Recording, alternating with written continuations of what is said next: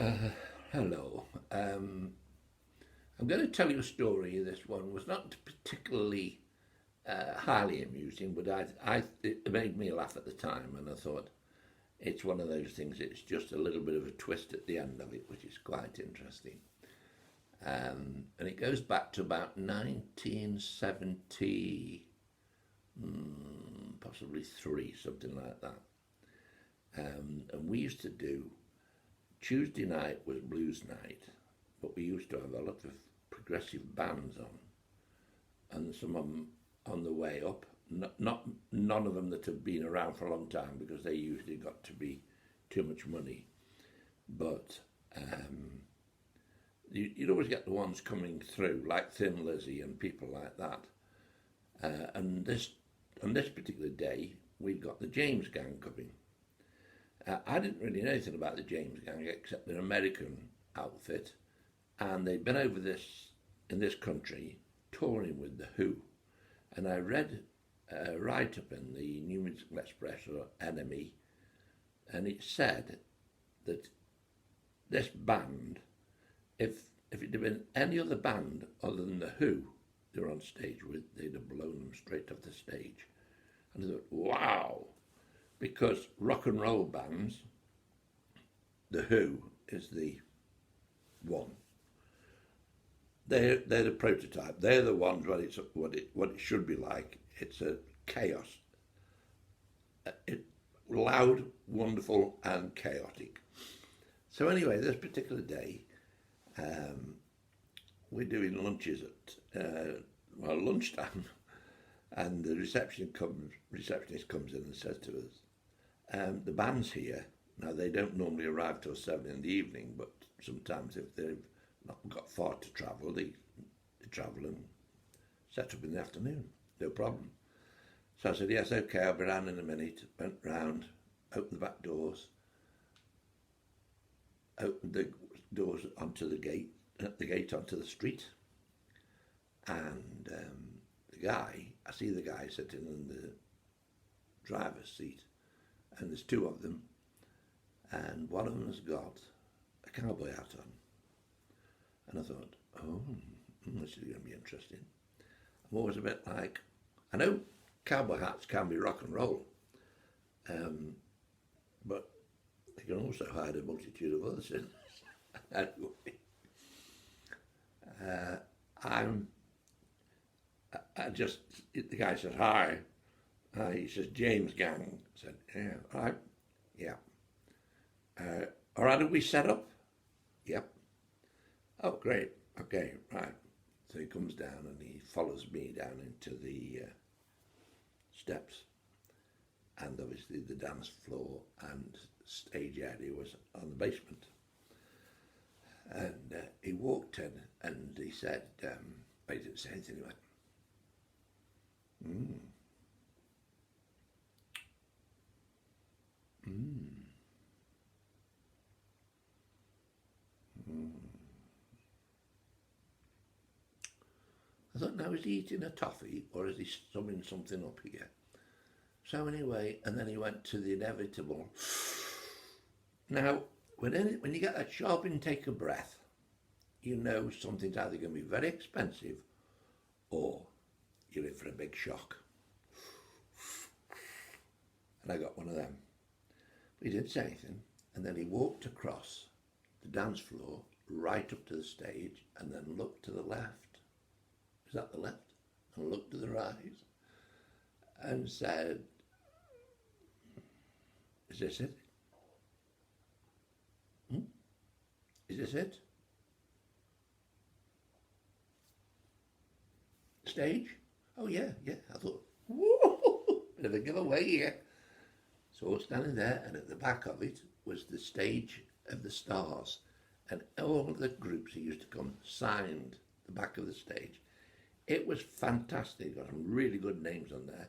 Unfortunately, when they knocked it all about, they couldn't take that down because that was real good. I'd have certainly had that in my house. They got a wall. Derek and the Dominoes was one of the biggest ones, but loads of ones on the way up and really, really good. So it was a bit of a giveaway that this was the stage. Yes, and he said, I thought, here we go again. We got another sharp intake of breath. And I said, is there a problem? He says, sure, pal, sure. I said, what's the problem? He says, 25 foot.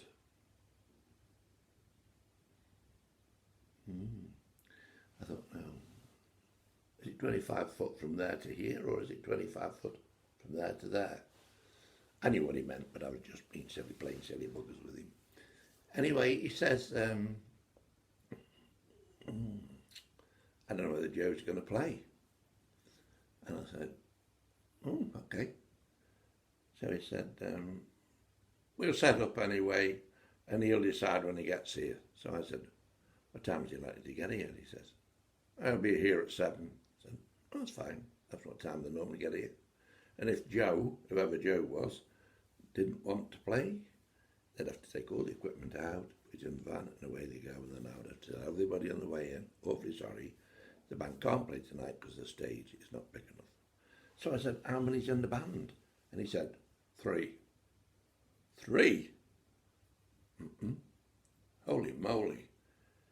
I thought, perhaps not then, but we did have 8 on that stage with Osibisa. Yeah, it was a bit tight, but we did get them on. So anyway, I said we can put the bits out at the front to make it big. He says, no, width is what we need. I said, well, width is not what you're going to get. Okay, so they set up. We're open until 3 during the day, doing lunches. We do until 2, and then the bar's open until 3, and then sometimes people like Stoke City footballers that hang around a bit, and they got nothing else to do after the training. So they came up about 2:30 when they'd finished setting up, and they sat down and said, can we get a drink? I said, yeah, bar's open. So they went and got a drink, and then he said, are you open for food? I said, no, we finish at 2. All right, okay. So he went and sat down with the drinks with his oppo. So I went downstairs and I saw Pete, the chef, and said to him, have you got anything left? He said, yeah, we've got a few pies. I said, what's all you got? He says, steak and kidney, chicken and mushroom, cottage pies. Only about 2 of each. I said, okay. So I said, can you do me chicken and mushroom? Sounds safest. And the salad and things with them. Which he does do. So I said to the guys, is this all right for you? And he said, oh yeah, gee, yeah, yes. So they sit down and eat all that up. Anyway, when they finished, I said to them, you can sit here if you like and watch the television till 5. I said, but then we go and we come back again at 7. So in the meantime, you'll have to sit in your van or walk around the town or whatever you want to do. Yeah, no problem. He says, I'll pay for the food. I said, no, it's all right, you can have that. Sure? Yeah. I thought whenever Joe turns up, I'd like to have you more on my side than you were when you first came in. So anyway, away they go at 5, come back at 7. Sure enough, Joe turns up at 7. Joe, we've got a bit of a problem. What's the problem? He says, stage. All right. So go down and have a look at it. He says, oh yeah. And he says, only, we're supposed to have 25 foot. And he says, yeah. He says, what do you want to do? And Joe says, do? He says, yeah. He says, kit. F it. He says, we'll hear we play. Which they did. They were that loud, I kept trying to tell them to turn it down, and they finished and just thought, forget it, I might as well do it. Boom, let them get on with it. And they were brilliant. And if you haven't guessed already, or you didn't know who the Joe in this was Joe Walsh, who is with the Eagles now, and this guy can certainly play a guitar. Thought you'd like that one.